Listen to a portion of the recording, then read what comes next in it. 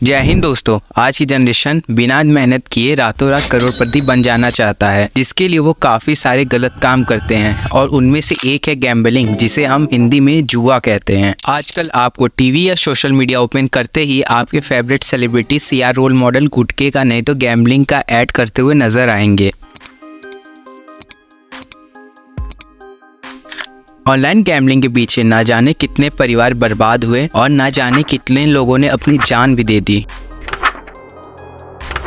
भारत में अगर आपको पुलिस फिजिकली जुआ खेलते हुए पकड़ लेती है तो द पब्लिक गैम्बलिंग एक्ट 1867 के तहत आपको जेल भी हो सकती है। वही आप दूसरी तरफ वही जुआ ऑनलाइन खेलेंगे तो किसी को भी कोई दिक्कत नहीं है, बल्कि बड़े बड़े सेलिब्रिटीज तो इसको प्रमोट करते हैं। आखिर तब यह ऑनलाइन गैम्बलिंग लीगल क्यों है और गवर्नमेंट इसको बैन क्यों नहीं कर देती, आइए जानते हैं।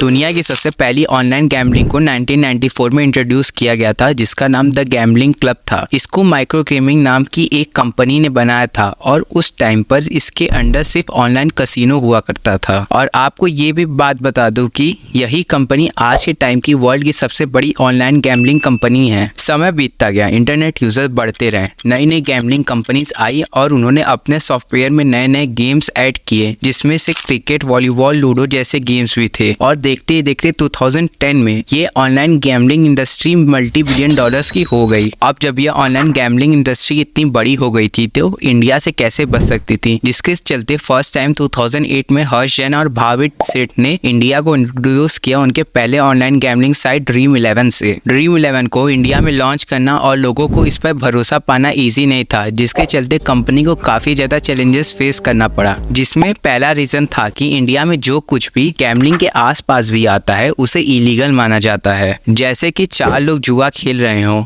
और आप सिर्फ देखने जाओ और अगर पुलिस आ जाए तो पुलिस उनके साथ आपको भी पकड़ लेगी। इसी गैम्बलिंग शब्द से ड्रीम 11 को बचना था, जिसके लिए वो सुप्रीम कोर्ट जाते हैं और सुप्रीम कोर्ट उन्हें क्लीन चिट देते हुए ये कह देती है कि ड्रीम 11 एक गैम्बलिंग नहीं बल्कि एक गेम ऑफ स्किल है। सेकंड रीजन ये था कि ड्रीम 11 ने भरोसा जीतने के लिए बड़े बड़े सेलिब्रिटीज को हायर करना शुरू किया।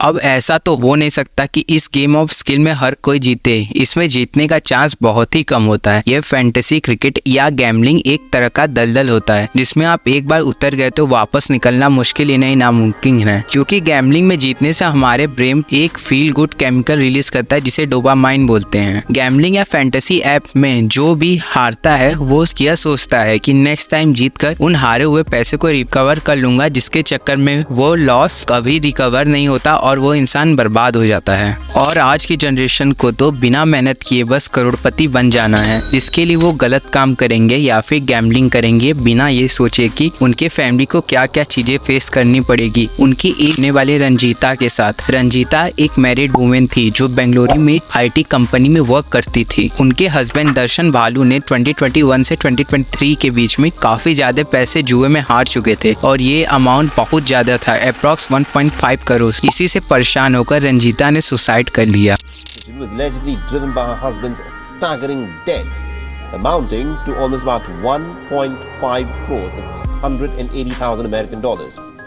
तो जब ये ऑनलाइन गैम्बलिंग या ऑनलाइन फैंटेसी इतना हार्मफुल है तो सोसाइटी के लिए, तो गवर्नमेंट इसे बैन क्यों नहीं कर देती। तो देखिए, इंडिया में फिजिकल गैम्बलिंग इलीगल है पर ऑनलाइन गैम्बलिंग लीगल है। इसके 2 रीजन है, आइए जानते हैं वो रीजन। पहला रीजन है 1867 गैम्बलिंग एक्ट। यह एक्ट ये कहता है कि इंडिया में ऑफलाइन गैम्बलिंग इलीगल है और ऑनलाइन गैम्बलिंग को लेकर इसमें कोई रूल ही नहीं है, जिससे ये ऑनलाइन गैम्बलिंग लीगल है। सेकेंड रीजन है इसको गेम ऑफ स्किल कहे जाना। इंडिया में काफी सारे लोगों ने इसके खिलाफ केस किया है और इसे गैम्बलिंग कहा, जिससे गैम्बलिंग को जो सबसे मेन चीज लीगल बनाती है वो है इससे आने वाला अमाउंट ऑफ टैक्स। ये कंपनीज गवर्नमेंट को अपने अर्निंग का 28% टैक्स देते हैं और इतना ही नहीं, जो पर्सन 10,000 से ऊपर जीतता है उसके अमाउंट में से 30% TDS कट कर गवर्नमेंट के पास चला जाता है। और एक इंटरव्यू के दौरान रेवेन्यू सेक्रेटरी संजय मोहता ये कहते हैं कि more than 1.3. The taxes have grown by more than the nominal GDP.